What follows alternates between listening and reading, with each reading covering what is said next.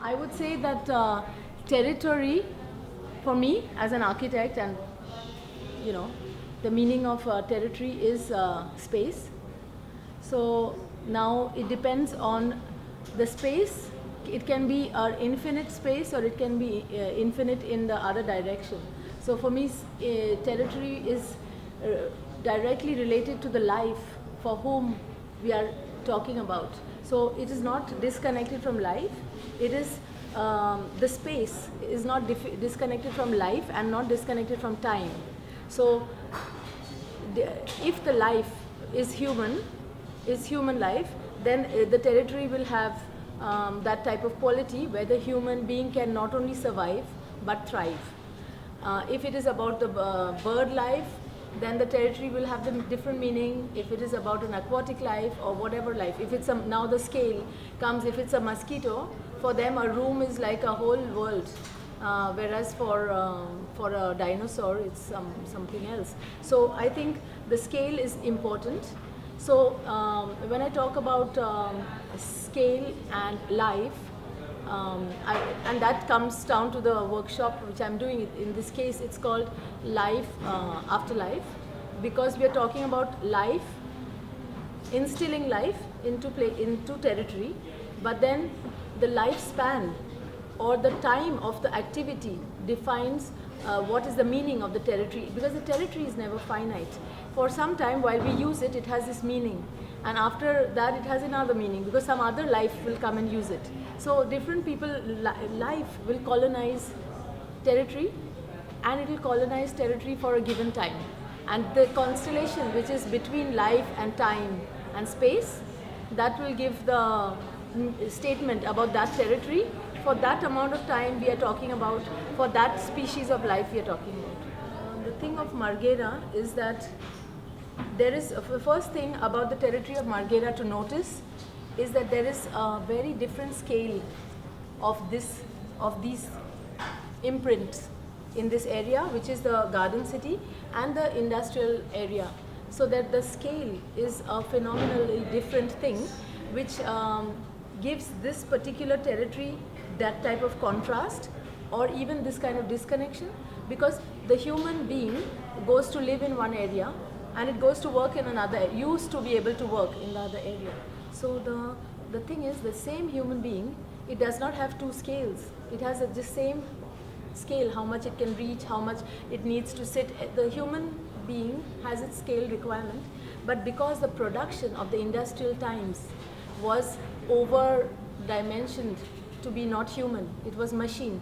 So here you see the scale of mass production, which is out of human scale, and there is beside it the human scale to remind us of what is humane and what is for the machines to live, but the humans are feeling. That's why we are saying it's a problem. So for me, this territory is about this contrast.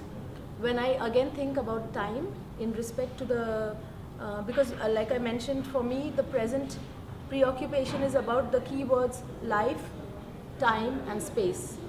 So in the territory, when I mentioned about life, the scale, this is for machines to live and this is for humans to live. But in time, what is interesting for me is that there was a pre-industrial time where the whole world was similar, whether we were in Africa or in India or China or Europe. But after only in the last 100 years, very short period of time, we have started industrialization and we have split the world into developing countries and developing countries. And this split, we have to reinvent, and now we are at a point, not only in Marghera but in the whole world, that because of environmental issues and sustainability issues and all that, we are realizing that a very only industrial approach, it means that it affects the economy, it affects the people's capacity to sustain their life from their job and all of that. We are looking at Marghera in this way, but at every other territory in a way that we can recolonize it for the human being and for the future survival of the human being. The time aspect is, when we visit Marghera, we are reminded of the industrial glory of the industrial age of discovery, which today is like a ghost town, because there are buildings much more older than this in Venice, which are perfectly smoothly converted into all sorts of new uses, whether they are art galleries or whatever else. But there's something typical about an inhuman scale of industrialization, which makes it harder to convert for the human to recolonize. And that is why the whole workshop for me is thinking what to do with this enormous scale. In a very concrete way, for this territory of Marghera, our studio is looking at many different things on different scale and for different time span and timeline. What we are trying to, our future vision for Marghera is that we feel that the huge industrial area, we have a map there which compares Marghera to Madrid, to Manhattan. It's not so different in the size, and that shows us that small gestures may not be able to save Marghera. So we are making a new master plan. There are different projects with my own team of tutors. We are producing a project called Re-Marghera. Okay, so we don't want that we are making small gestures to fix Marghera. We believe that it requires a new city or something huge to come, because it's not a problem of small things. It is a problem of a huge scale and a huge territory. Small gestures will be lost in it. So for us, it is claiming the territory or redefining a life in Marghera.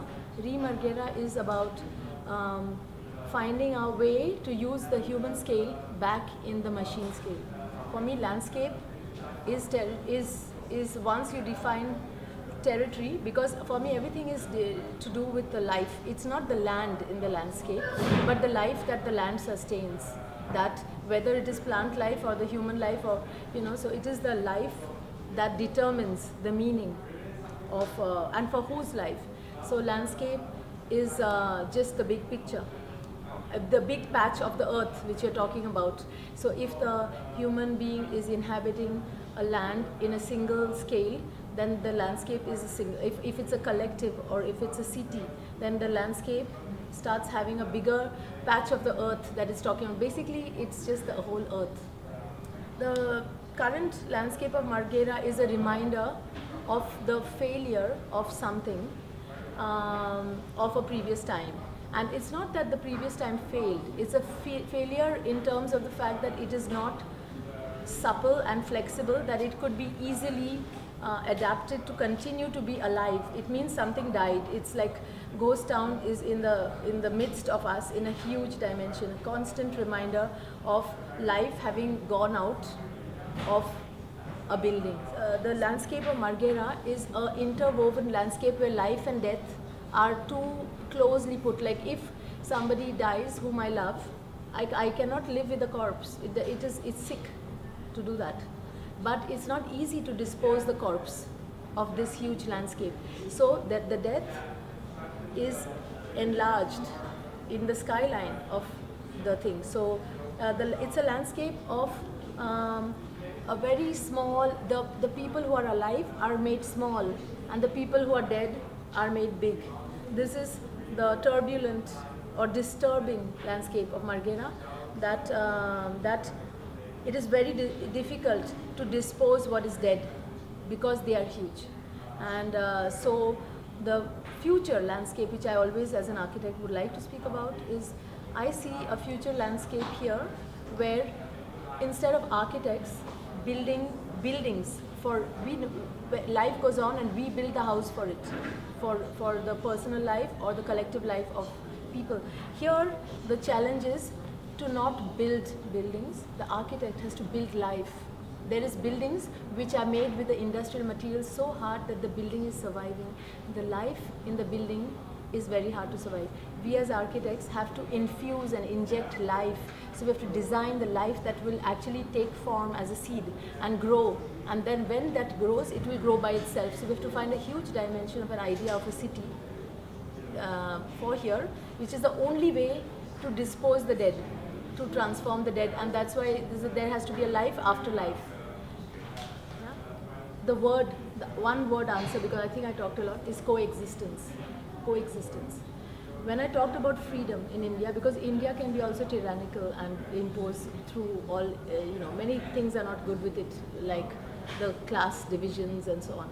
But when I talked about the freedom or what I gained from it, from being grown up in that climate and culture, is that because we have such a richness of diversity, it is not possible to even get the idea that everybody should behave equal, or that the solution will come from a standardization or regulating everybody to do the same thing.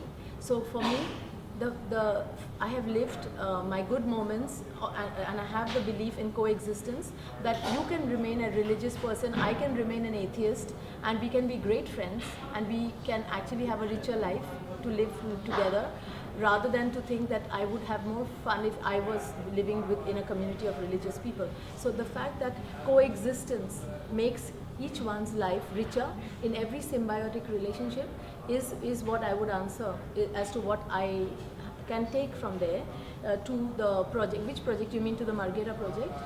I think the idea to discover through architecture and through defining the limits or the territory between one life and another life, I think that is the key.